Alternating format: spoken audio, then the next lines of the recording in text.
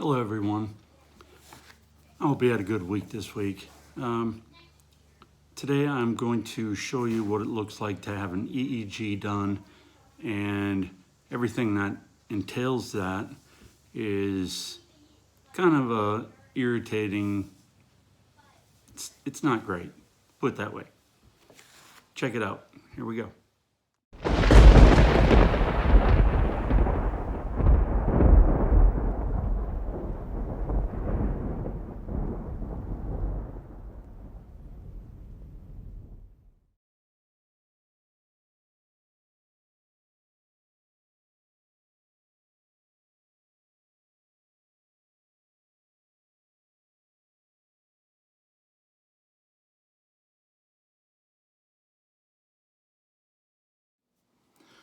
Hello everyone. This is Epilepsy and Seizures, and as you can tell, I went this morning to get an EEG, which is always fun. Them gluing on all of your electrodes all over your head and trying to figure out if there's anything abnormal. Most likely there's not. Typically they don't see anything when you get an EEG, in my case anyway.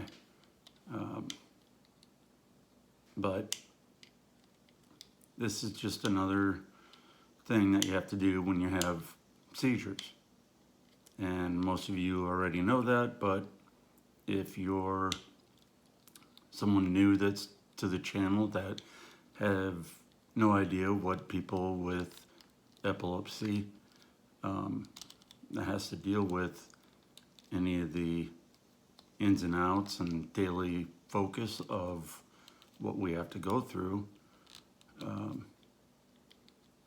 it's just something that you need to learn and kind of figure out what people go through on a daily basis. So hopefully nothing is wrong with this EEG. I hope it comes back with nothing abnormal. Hi everybody.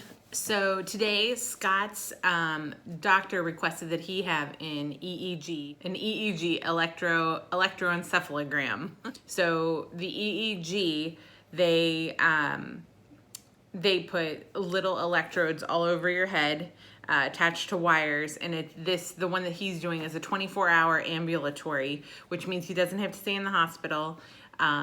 He's able to be at home, and then it has like a box attached to it, kind of like if they were doing like a heart monitor test.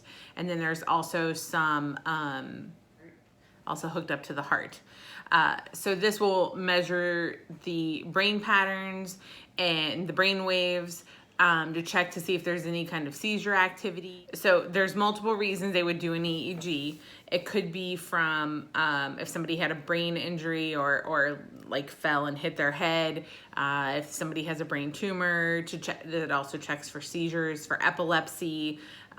It can check for sleep disorders, strokes. So there's multiple reasons to have an EEG. And in this particular instance, they're checking for to see how his brain is firing. There are no risks having an EEG. It doesn't hurt. It's not painful. I'm pretty sure he's a little uncomfortable, but he's not in any kind of pain.